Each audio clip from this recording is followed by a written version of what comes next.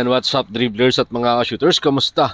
Kamusta po kayo Coach Leo Austria? Ang kanyang sinabi sa muling pagbabalik aksyon sa PBA ni Arwin Santos at Coach L.A. Tenorio, nakalista nga po siya sa Magnolia bilang playing head coach. Yan ang ating pag-uusapan, tatalakayin dito sa video ito. Matapos po akong maglambing sa inyo ng isang like, share, comment down below, and don't forget to subscribe and hit that notification bell button para lagi po tayong updated sa ating pong mga video at lahat po ng ating shoutout ay nasa dulong bahagi lang po ng bidyong ito. Ikinatuwa nga po ni San Miguel Beermen head coach Coach Leo Austria ang posibleng pagbabalik ng veteranong forward na si Arwin Santos, pero inamin ni Coach Leo Austria na kompleto na ang team sa ngayon. Sinabi nga po ni Arwin Santos sa isang panayam kamakailan lang sa Abante Sports na handa siyang muling maglaro para sa kanyang dating team na isang dekada niyang pinaglaruan. Kung tatawagin nga daw po siya, talagang ibibigay niya ang kanyang serbisyo.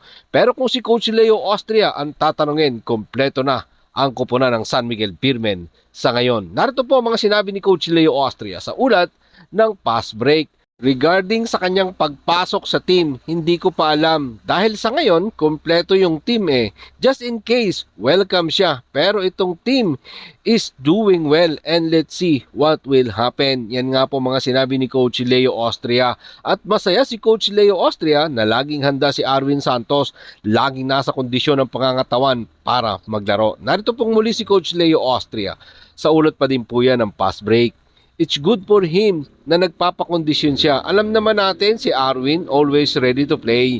Yan nga po mga naging pahayag ni Coach Leo Austria patungkol kay Arwin Santos na ngayon ay opisyal na nga pong nakaretire ng kanyang jersey number 29 sa San Miguel Beermen at ngayon ay naglalaro naman siya sa Basilan sa MPBL. Ayan, pag-usapan naman po natin si Coach L.A. Tenorio. Coach L.A. Tenorio nga po ay opisyal na nga pong nakalista bilang playing head coach ng Magnolia Chicken Templados. Si L.A. Tenorio ay alam naman po natin matagal itong naglaro para sa Barangay Ginebra, San Miguel dahil siya naging pangunahing point guard ng Gene Kings. Matapos ang 13 years sa kupunan, pinangalanan siyang bagong head coach ng Magnolia para palitan si Coach Chito Pictolero. Pero katulad ng sinabi nga po dati ni Boss Al Francis Chua na malay natin pwedeng maging playing coach etong si L.A. Tenorio kung kinakailangan. At ito nga po ay kinumpirma na ayon nga po sa ulat ng Spin.ph.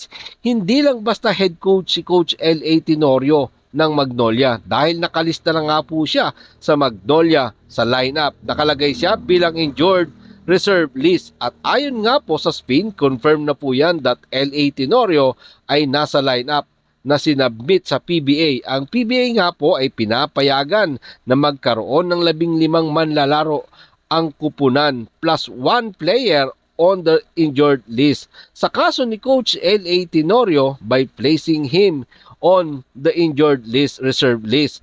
So nasecure po niya ang ng team ng kanya pong playing right na posibleng magbukas ng pinto para siya maglarong muli sa PBA bilang isang playing coach. Kaya naman, maraming Ginebra fans ang nag-aabang kung muli nga ba nilang makikita sa hard court si Coach L.A. Tenorio bilang Magnolia Chicken Templados player or playing coach. Yan po yung ating abangan sa mga susunod, no? Kung talagang ano nga ba mangyayari, malay natin talagang tutuhanin ni Coach L.A. Tenorio at sinabi na rin po niya sa interview niya na si Sonny Jaworski lang ang gumawa ng ganon, so pwede niya rin gawin ngayon dito sa Barangay Ginebra, San Miguel. Well, bata pa naman si L.A. Tenorio, 41 years old, may kaya pang ibubugayan. Si Tatang Rapi Ribis nga naghahangad pang muling maglaro sa PBA. Ilang taon na si Rapi Ribis, 48 years old, so gusto pang maglaro. Look at Asi Taulaban naman, naglaro din naman na matagal na panahon sa PBA. Maraming salamat po sa inyong panonood. Ano naman po ang inyong maging opinion?